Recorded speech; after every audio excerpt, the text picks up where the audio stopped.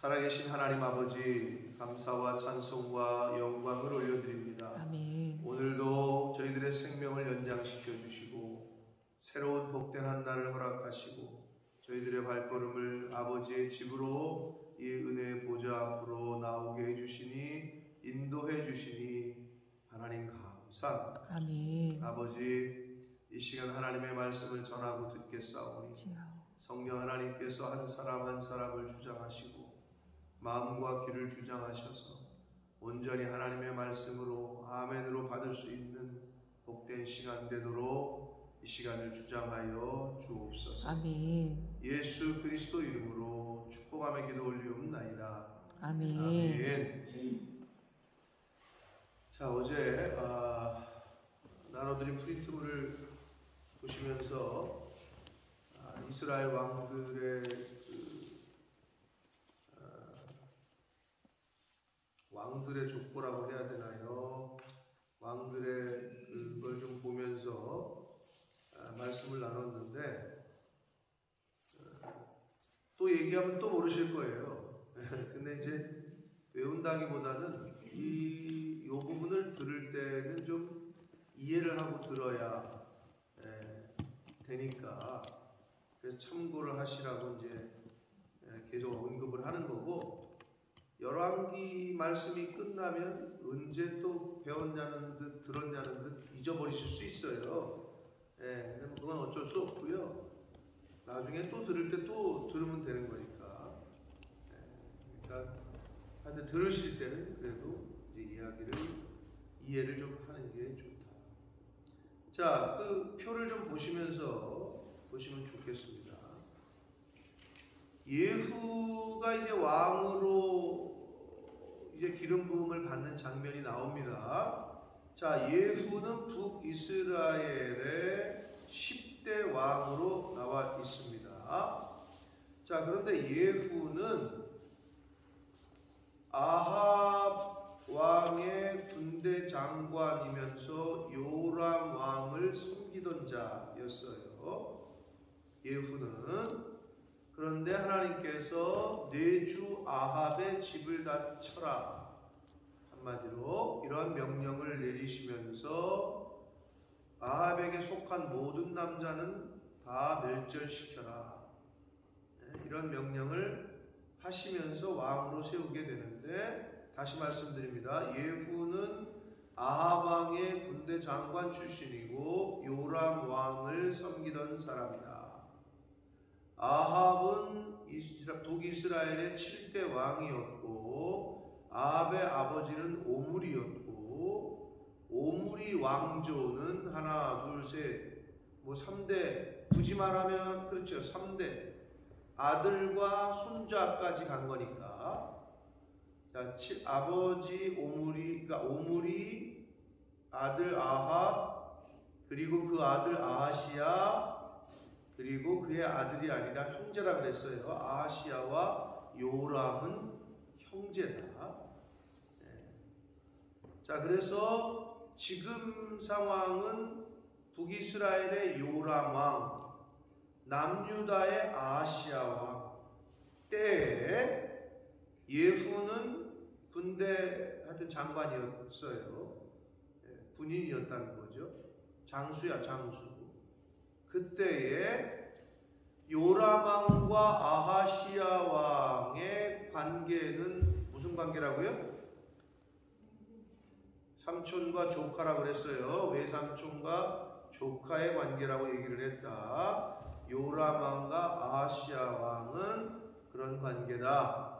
그래서 이 북이스라엘 왕과 남유다 왕이 아람과 전쟁을 벌이는 중에 북이스라엘의 왕 요람 왕이 부상을 당해서 이스라엘 지방에서 피신을 했는데, 이 남유다 왕인 아하시야가, 조카가 삼촌이 부상당했다고 하니까 이제 찾아간 거죠. 자, 그래서 거기까지가 어제 말씀이었죠. 유다왕 여호람의 아들 아하시야가 아합의 아들 요람을 보기 위하여 내려갔으니 이는 그에게 병이 생겼음이더라. 마지막 절이에요. 자, 이제 9장이 시작됩니다. 자, 엘리사가 그의 종을 시켜서 예후에게 기름을 부으라고 한 이 이야기는, 이것은 저기 열왕기상 19장에 나와 있는, 하나님이 이미 엘리야를 통해서 이 기름을 부으라고 이렇게 예언했던 그 예언의 말씀의 성취가 이제 오늘 이 열왕기하 9장에서 이루어지는 거예요. 예후에게 기름을 부어라. 열왕기상 19장에 있었던 말씀이었습니다.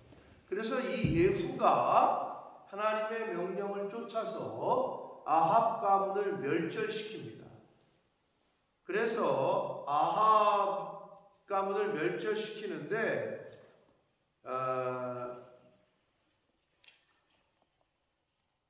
요람, 북이스라엘의 이때 왕이었던 요람의 시체는, 자, 아합이 누구의 포도원을 뺏었죠? 누구의 포도원? 나봇이라는 사람의 포도원이었죠? 네. 아합은 저기 아내 치마폭에 쌓여가지고, 기억나시죠?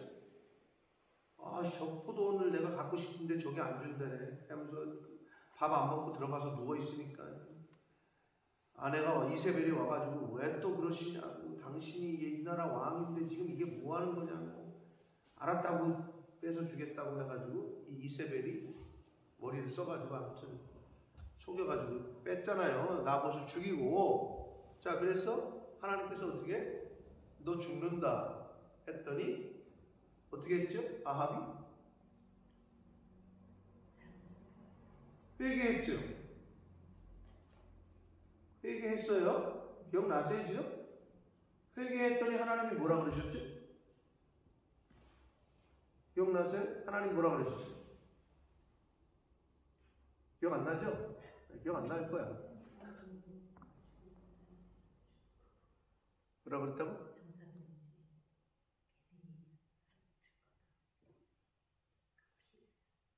아합에게 뭐라 그러셨느냐? 회개해서 네 기도를 들었다. 너 안 죽는다. 네 때에는 내가 벌을 내리지 않겠다. 네 자식 때에 벌을 내리겠다. 이렇게 심판을, 징계를 유보하셨어요. 기억나세요?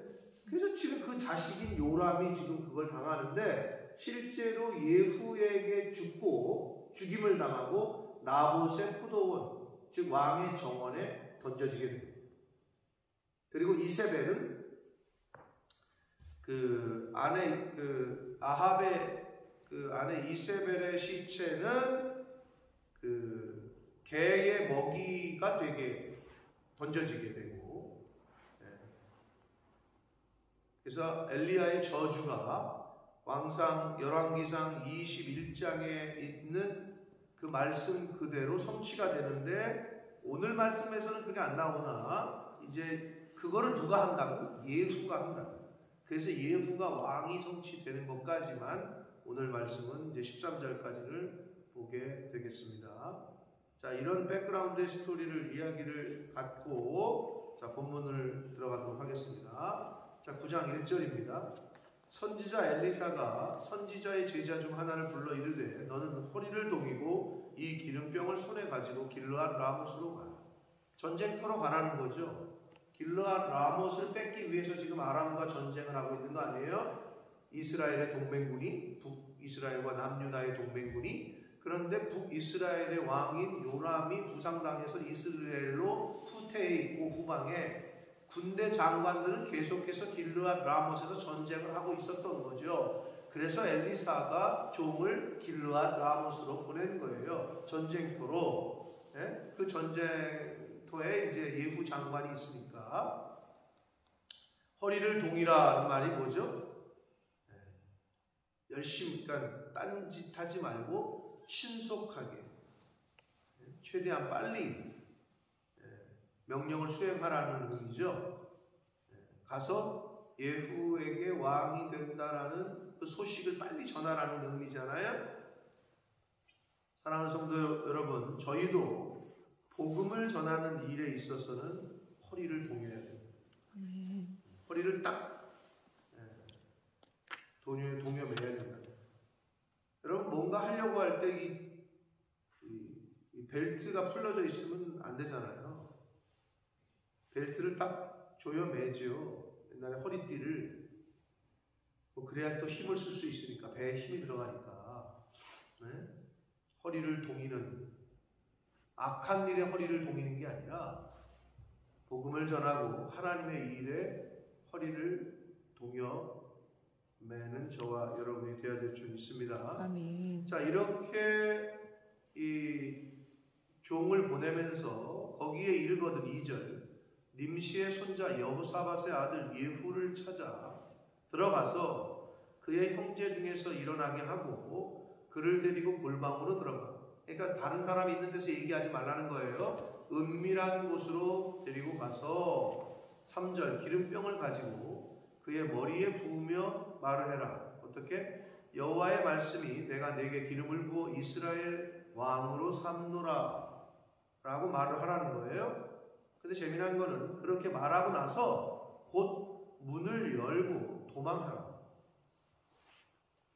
근데 여기서 재미난 표현이 있죠. 아니, 여러분, 도망하는데 문을 안 열고 도망할 수 있어요? 근데 굳이 여기다가 문을 열고라는 표현을 써, 그냥 기름 붓고 빨리 돌아와라 이래도 되는데, 굳이 성경은 여기서 아니, 도망치는데 문 안 열고 어떻게 도망을 쳐? 근데 여기서 문을 열고 도망가되 지체하지 말라라고 썼단 말이에요. 아니, 왕으로 기름을 부었는데 하나님 말씀을 전해.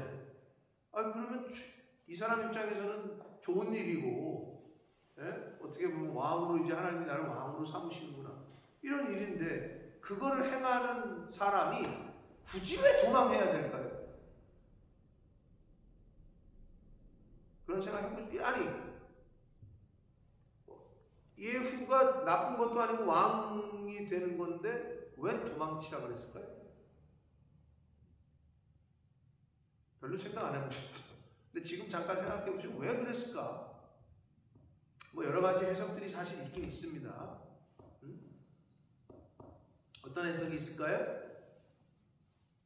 당시의 왕이 누구라고요? 요람 왕이야. 현재 왕인데 그 밑에 있는 장관, 군대 국방부 장관에게 기름을 부어 얘가 왕이다. 그럼 만약에 이 소식을 요람 왕을 왕으로 섬기고 있던 충성스러운 어떤 사람이 들었을 때, 이 시츄에이션은 지금 어떤 시츄에이션이에요? 반역이죠. 쿠데타지. 현직 왕이 아직 살아있는데 얘가 왕으로 지금 한다니 쿠데타잖아요. 네? 그러니까 어떻게 목숨을 잃을 수가 있겠죠. 그래서 도망치라고 했다라는 주장도 있어요. 일리가 있는 것 같지만, 그러나 엘리사가 게하시에게 명령한 것처럼, 게하시에게 말한 것처럼 그대로 돌아와라. 갈 때도 한 사람 막 인사도 하지 말고 바로 그냥 빨리 가라. 그 아이에게 했던 것처럼 여기서도 비슷한 의미로 해석을 하는 게 받아들여지는데, 즉 너가 할 것만 하고 머뭇거리지 말고 가능한 빨리 다시 복귀하라. 예를 들면 왕으로 세우는 거에 시중 들고 수종 드는 역할이지만, 어떻게 거기에 사단이 틈타면 거기서 우쭐댈 수도 있고, 이제 왕이 되시는 거다. 거기서 괜히 말을 섞거나 뭐 이런 거 하지 말고 주어진 임무만 하고 너는 그대로 빨리 복귀하라. 이런 의미로 이 말씀을 한 것으로 해석하는 것이 전통적으로 받아들여집니다. 근데 아까 첫 번째 게도 그럴듯한 해석 같은데, 그거는 이제 복음주의 신학 쪽에서는 그거는 하나님께서 그 생명을 뭐 지키시기 위해서 도망치라고 한 건 아니고 엘리사가 종에게 이렇게 빨리 복귀하라고 한 이유는 그런 의미일 거다. 다른 인간적인 감정이나 다른 말이나 이런 거 섞지 말고 하나님의 말씀만을 그대로 전하고 그대로 그거 끝나면 바로 돌아와라. 이런 의미로 말했을 거다라고 이제 해석을 하는 것이 요 문을 열고 도망치되 지체하지 말라.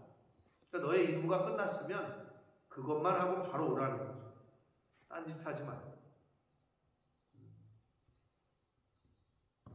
4절 봅니다. 그 청년 곧 선지자의 청년이 길르앗 라못으로 이제 가요. 5절 그가 이제 도착해서 보니 군대 장관들이 앉아 있어요. 여러 이제 뭐 장수들이 전쟁 중이니까 회의를 할 수도 있겠고 앉아 있었어요. 소년이 이르되 장관이여 내가 당신에게 할 말이 있습니다. 예후가 이르되 우리 모든 사람 중에 누구누구에게 하려느냐 하니 누구에게 하려느냐 하니 이르되 장관이 당신에게 하려고 합니다. 이렇게 얘기하죠. 여기 나와 있지 않지만 여러분 생각을 해보시면 전쟁 중에 장관의 지휘부들이 있는 모여서 회의하는 곳까지 가려면 어떻게 해요? 가기가 쉬워요? 어려워요? 한마디로 헤드 텐트에 가려면 어렵죠. 그런데 엘리사의 종이 거기까지 갔다는 것은 그 과정이 상략되어 있지만 충분히 엘리사의 종으로서 거기까지 갈 때 프리패스를 했을 거고 이 지휘부까지 도달하는 데 있어서 충분히 그 엘리사가 보낸 거를 다른 이스라엘의 다른 군사들이 이제 인지를 하고 거기까지 갔다라는 거예요. 자, 그런데 그 지휘부에 가서 내가 할 말이 있어서 왔다. 즉 이제 전할 말이 있어서 왔다. 그러니까 누구에게 할 거냐 하자 당신에게 할 말이다. 얘기를 합니다. 그랬더니 예후가 일어나 집으로 들어갔다 표현되어 있는데 격리된 장소를 찾은 거죠. 격리된 그 다른 사람들에게 있는 곳이 아닌 은밀한 곳으로 가라고 했으니까 골방을 찾아서 가라고 했으니까 여기서 집이라는 표현은 격리된 장소, 공개된 장소가 아니라 그래서 청년이 이제 그 은밀한 장소에 가서 엘리사가 시킨 대로 그의 머리에 기름을 부으며 예후에게 이르되 이스라엘의 하나님 여호와의 말씀이 내가 내게 기름을 부어 여호와의 백성 곧 이스라엘의 왕으로 삼는다 말을 해요. 그러면서 7절 너는 내 주 아합의 집을 치라. 내가 나의 종 곧 선지자들의 피와 여호와의 종들의 피를 이세벨에게 갚아줄 거다.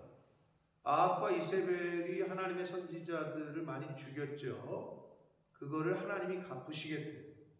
자, 여기서 우리가 또 하나 원수 갚는 것, 보수하시는 하나님, 원수 갚는 것은 하나님에게 있다.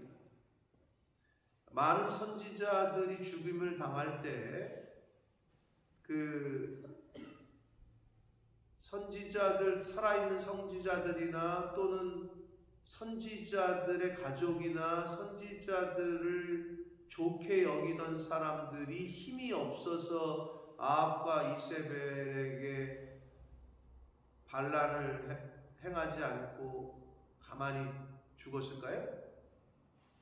그건 아니었을 거다. 내 자식이 죽고 있고 다른 동료가 죽고 있는데 선지생도들이 왜 아합과 이세벨을 그대로 뒀느냐? 그 정도의 역량이 안 돼서 그렇게 생각할 수도 있지만 여기서 있는 표현대로 원수 갚는 거는 나에게 있다. 하나님 그러셨기 때문에 구약의 율법에 그래서 보수하시는 하나님께 맡겼다. 때가 돼서 하나님이 지금 갚으시는 거라고 지금 성경은 말하고 있는 거예요. 갚을 거다. 내가 갚아주리라. 그래서 8절 아합의 온 집이 멸망하리니 이스라엘 중에 매인자나 노인자나 아합에게 속한 모든 남자는 내가 다 멸절하되 9절 아합의 집을 느바세 아들 여로보암의 집과 같게 할 거다. 여로보암은 이 북이스라엘의 초대 왕인데 바사, 그러니까 여로보암의 아들 나답이 2대 왕이고 3대 왕이 바사인데 여로보암의 왕조는 아들 때에 가서 끝나요. 바사가 싹 죽여 여로보암의 모든 가문을. 바사라는 인물이, 그러니까 바사가 3대 왕이야. 자, 그래서 여로보암의 집과 같이 된다. 가문이 멸절당한다는 걸 얘기를 하고 있고, 자, 그런데 거기 또 재미난 것이 또 아히야의 아들 바사의 집과 같이 한다. 이 바사도 3대 왕인데 아들 때에게 4대 왕 엘라까지는 왕위가 전수가 됐어요. 그런데 5대 시므리 엘라의 3대 왕, 4대 왕의 엘라 왕의 신하였던 시므리가 또 반란을 일으켜서 또 죽어. 싹 죽어. 이 바사의 집안이.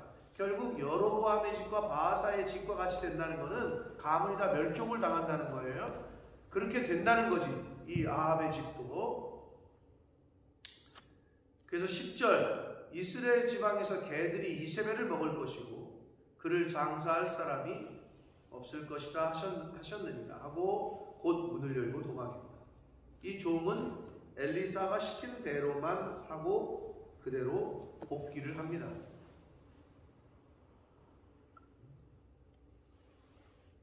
자, 여기서 우리가 이제 아까 서두에 제가 말씀드린 대로 북이스라엘의 7대 왕이었던 아합이 하나님 앞에 징계를 받고 나서 회개를 했을 때, 그래, 너 때는 아니고 네 아들 때에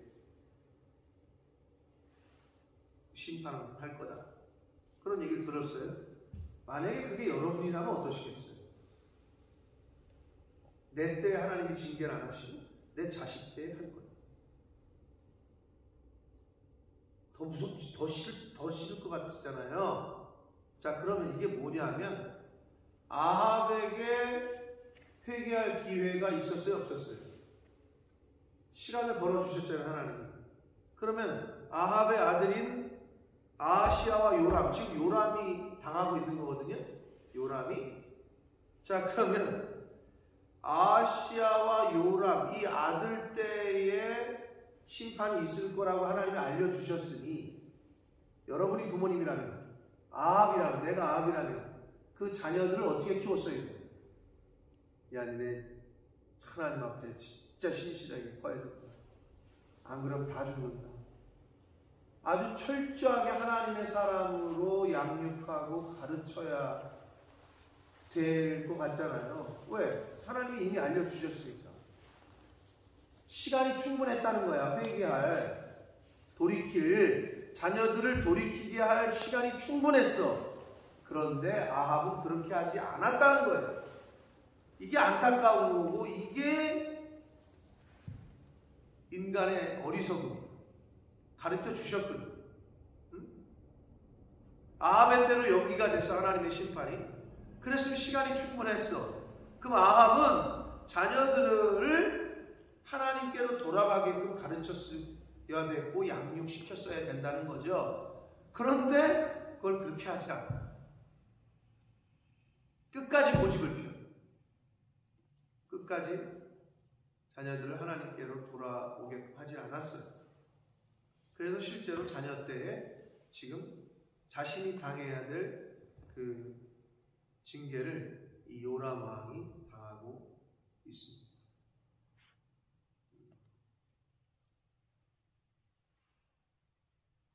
하나님이 충분한 시간을 주십니다. 회개할 수 있는 시간. 계속 말씀을 하셔. 근데 이제 어느 때가 되면 직접 헤쳐질 듯이 그럼 그때는 뭐죠?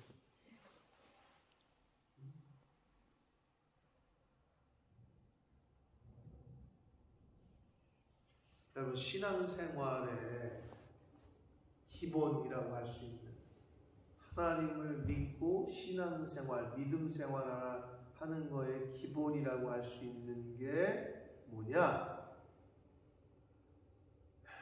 제가 요즘 요 한 주 지금 묵상하고 이번 주에 설교를 할까 지금 이제 금요일 토요일 되면 묵상하는 거를 여기 있는 거를 끄집어내서 설교 원고를 써야 되는데,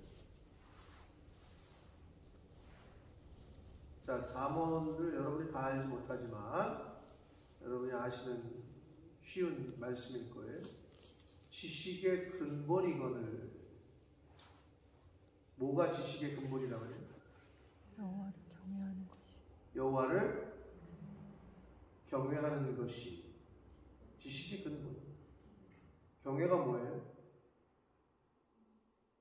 경외가 경외라고 들리실 수도 있는데 발음이 제가 안 좋아요. 경외가 뭐냐?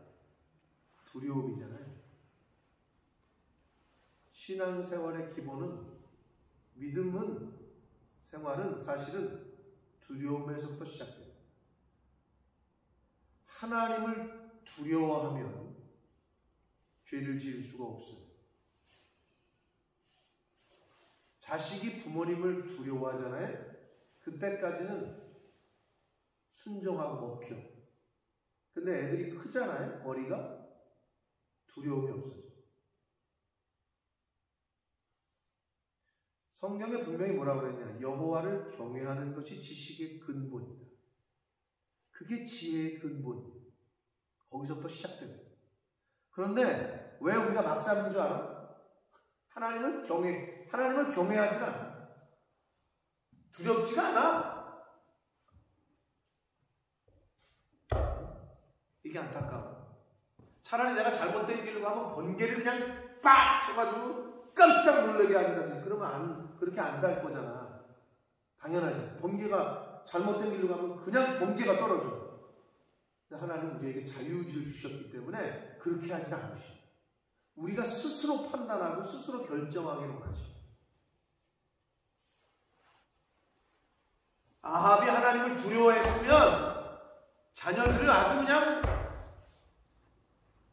알려줬잖아. 네 자식 때에 가서 이게 응할 거다. 근데 그게 얼마나 안타까운 일이에요 지금 이게. 근데 이게 우리에게도 그런 요소가 있다는 거예요.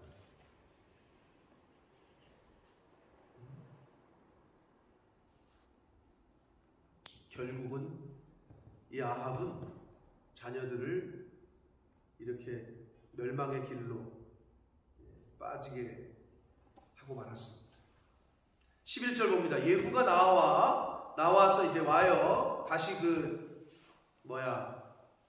이제 그 군대 장관들이 있는 대로 그의 주인의 신복들에게 이르니 한 사람이 그에게 묻습니다. 다른 장관이 이제 장수가 묻는 거죠. 아무 일 없었냐? 평안하냐?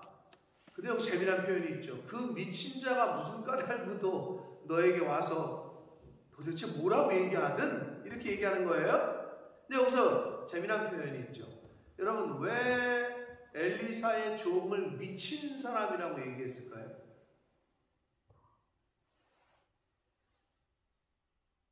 갸우뚱해요? 왜 선지생도를 미친 사람이라고 지금 이 군대 장수 중에 한 사람이 표현을 했을까요? 미친 사람으로 봤다는 얘기지, 그죠? 이게 뭐냐? 당시 북이스라엘의 영적인 그 상태를 보여주고 있는 거고, 당시에 북이스라엘 사람들이 선지 생도들을 어떻게 바라봤는지를 지금 보여주는 대목이에요. 왜 미친 자라고 했냐? 선지 생도들이 하나님을 섬기고 하나님과 기도하고, 여러분 그 사도행전에서 오순절 성령 강림 사건이 임했을 때 성령 강림 사건을 본 주변에 있는 사람들이 성령 강림을 당한 사람들, 성령의 충만함을 입어 방언을 터지고 한 사람들을 보고 주변에 있는 사람들이 뭐라 그랬죠? 저것들은 대낮부터 술을 처먹고 있어요. 술 먹었다 그랬다고. 비슷해. 하나님의 선지자들이 하나님의 영에 막 예언하고 하니까 막 이 사람들이 볼 땐 미친 거야. 다른 주변에서 볼 땐 저 사람들 저거 미쳤네 라고 봤던 거예요. 그러니까 엘리사의 종이면은 엘리사 선지자, 그 당시에 가장 유명한 대선지자인 하여튼 우두머리가 보낸 종인 새끼 선지자인 선지생도가 오니까 저 미친놈이 저거 왜 왔을까? 이렇게 얘기하고 있는 거예요. 당시의 영적인 상황을 우리가 엿볼 수 있습니다. 근데 여러분, 하나님의 말씀을 따라 사는 저와 여러분 성도들은, 크리스찬들은 세상에서 종종 미친 자로 취급을 받습니다. 그래서 뭐라고 표현하느냐? 적당히 믿어라. 믿는 건 좋은데 거기 너무 미치지는 말아라. 그런 얘기를 들으셨으면 신앙생활 잘하시는 거예요. 근데 반대로 그 소리를 못 들었다. 죄송하지만 적당히 믿고 계신 거예요. 원사이드로 가잖아요. 그럼 미친 거예요. 여러분, 미쳤다는 게 어떤 의미에서 굉장히 좋은 겁니다. 어떤 한 분야에 미치지 않고는 성공할 수 없어요. 직장에서 직장 생활을 하건 사업을 하건 뭐를 하건 어느 한 분야에 미친 듯이 올인하지 않으면 성공 못해요. 세상에서도 그래. 세상 사람들도 적당히 하는 사람은 그냥 거기까지야. 근데 미쳤다는 거는 올인하는 거거든. 축구에 미쳐야 거기까지 가는 거예요.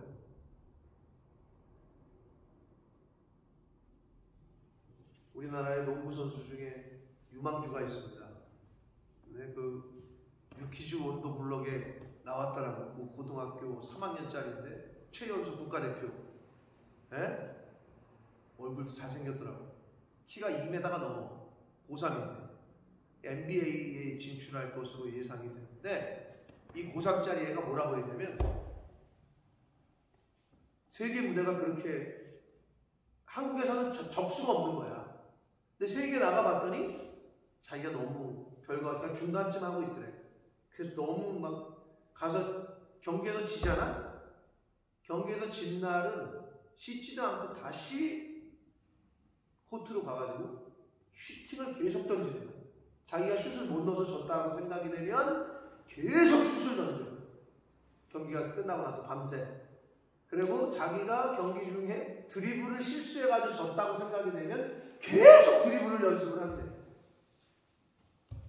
그러니까 그 정도 되니까 세계 최고가 되는 거예요. 뭐 손흥민이는 안 그랬습니까? 물론 손흥민은 자기 의지도 있었지만 자기 아버지가 더 미쳐 있었지만 둘 중에 하나는 미쳐야 돼. 본인이 미치든지 아버지가 미치든지. 그래야 그 자리에 가는 거야. 세상 일도 그렇거든. 하물며 영적인 일은 당연하죠. 세상 사람들이 볼 때, 상대방이 볼 때 저거 미쳤네. 야, 저 사람 저기에 미쳤어. 도박도 미쳐야. 미쳤다는, 도박에 미쳐야. 어? 사업도 미쳐야. 그래야 하는 거야. 그러면 우리 쪽에서 저 사람들이 볼 때 교회 다니는 사람들인데 야, 저 사람들 교회에 미쳤네. 그 소리를 들었는다는 거는 열심을 낸다는 거지. 굉장히. 근데 그 소리를 안 듣는다는 얘기는 저 사람은 그냥 적당히 하는 것 같으네. 어떤 의미에서는 우리는 미쳤다는 소리를 들어야 돼요. 당시에 북이스라엘 사람들이 선지생도들과 엘리사의 제자들을 미쳤다고 봤다. 미친 사람들. 여러분 주변 사람들부터 미쳤다고 소리를 들으십니까? 세상 사람들로부터?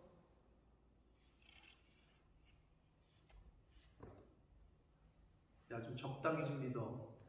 그러면 열심히 믿고 계신 거예요.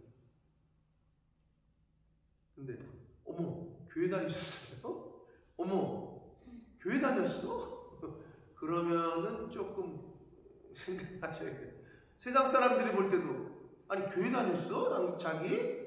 그러면은 그거는 조금 고려를 해주셔야 되는 신앙생활을 하고 있는 거예요. 미친 사람을 봤어. 그러면서 하는 말이 야, 저 궁금하니까 알려달라 그러는데 예후가 뭐라고 그랬냐면 그대들이 그 사람과 그가 말한 것을 알리라. 이 말이 뭐냐 하면 이미 알고 있으면서 왜 묻느냐 이 말이에요. 예후가 왜 그런 말을 했을까? 예후는 그 다른 군대 장관들이 하고 짜고 이 선지생도 이게 한마디로 그 자기의 동료들이 자기를 추대해가지고 왕으로 세운다고 생각을 한 거야.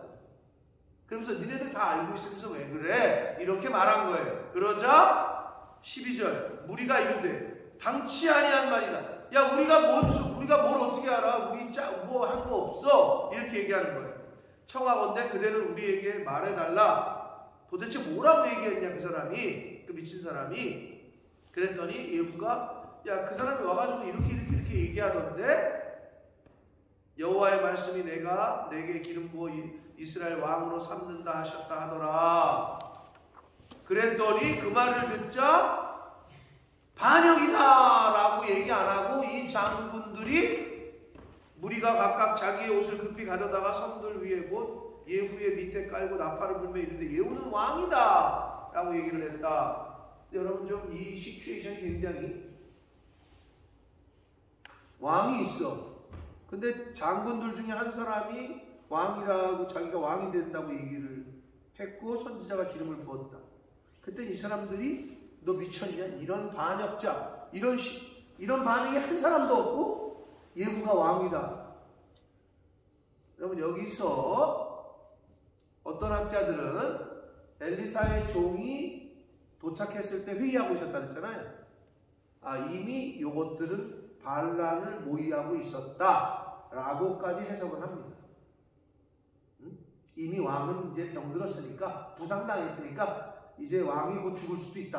야 그럼 우리 중에 이제 어떻게 할까? 이런 회의를 하고 있었는데 엘리사가 종이 와가지고 기름 부어가지고 그랬더니 얘기하니까 옳다구나 이렇게 했을 거다라고까지 추측을 하는 학자들도 있어요. 그러나 그건 아니고 하나님이 세우셨고 하나님이 계획을 하셨기 때문에 그 하나님의 권위 앞에 당시에 모여있던 그 군대 장관들도 그 기름 부음을 하나님이 이렇게 말씀하셨다고 하니까 그 권위 앞에 이들이 이렇게 행동을 벌이는 것이다 라고 그냥 보는 것이 정통한 해석입니다.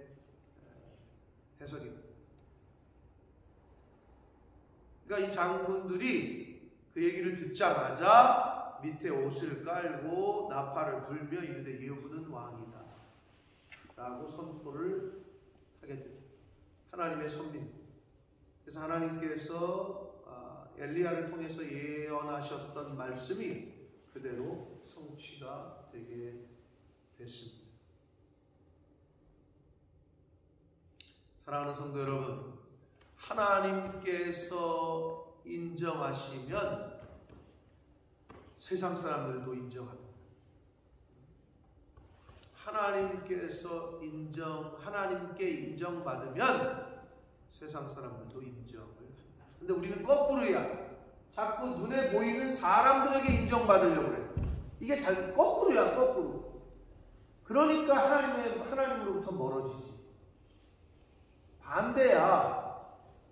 영혼이 잘 돼야 범사가 잘 돼. 근데 우린 착각을 해. 범사를 먼저 잘하면 영혼이 잘 될 거라고 생각을 해. 근데 그건 아니라니까. 순서가 거꾸로야. 하나님께 인정을 받고 하나님께로부터 내가 인정을 받으면 세상에서는 그냥 자연적으로 인정을 받는 거예요. 성경이 그 얘기를 다 하고 있는 거야. 요셉이 그 얘기고 뭐 다윗도 그 얘기고 다니엘도 그 얘기고 모세도 그렇고 여호수아도 그렇고 갈렙과 여호수아도 그렇고 다 그 얘기야. 하나님이 세우시니까 세상 사람들은 다 그냥. 근데 우리는 거꾸로 자꾸 세상에서 인정받고 사람들에게 인정받으려고 애써. 그게 순서가 잘못됐다니까. 그럼 될 수도 없고 헛구색이고 나만 힘들어. 세상에서 높아지려고 자꾸 한단 말이야. 근데 하나님 뭐라고 그랬어요? 낮아지라고 그러잖아요.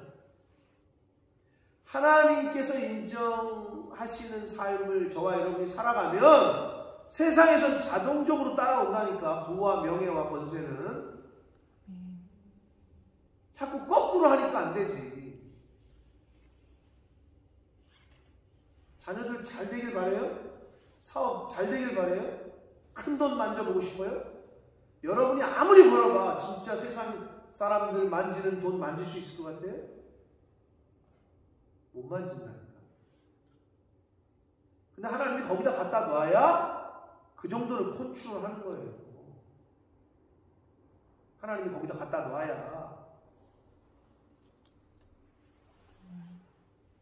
승부를 하나님에게 걸으시라고. 자녀들을 하나님에게 맡기라고. 아멘. 자꾸 딴 데 기웃기웃거리지 말고.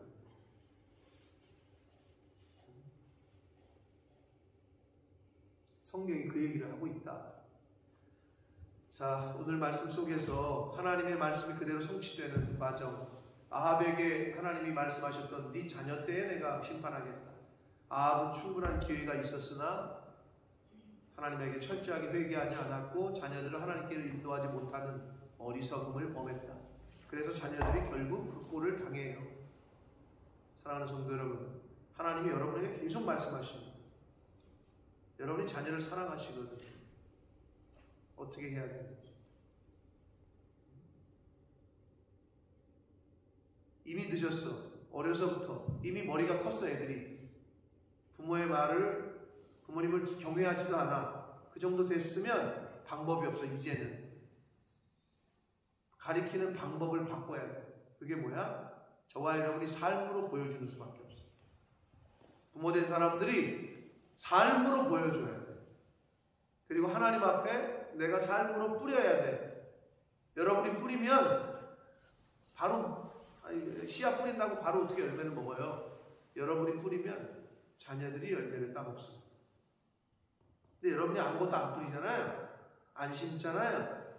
자녀들이 따먹을 게 없어요. 아니 심지도 않았는데 뭘 따먹어? 심어야 열매가 맺히고 따먹지. 그러니까 사실 여러분 자녀들 너무 저놈 새끼 좀 어떡하나. 그러면 여러분이 더 무릎 꿇고 더 여러분이 하나님 앞에서 똑바로 신앙생활 하시면 돼요.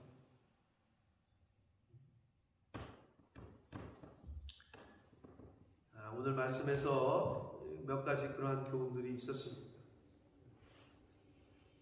하나님이 말씀하신 그것이 그대로 성취가 되고 그 하나님의 예후가 왕으로 하나님이 세우셨다고 하니까 세상 사람들이 모두 무릎을 꿇고 인정하는 모습. 저와 여러분의 삶 가운데서도 동일한 하나님께 먼저 인정을 받으시려고 애쓰고 힘쓰시는 그러한 삶을 사시는 저와 여러분이 되시기를 예수 그리스도 이름으로 축복합니다. 아멘. 살아계신 하나님 아버지, 감사와 찬송과 영광을 올려드립니다. 아버지 하나님 감사합니다.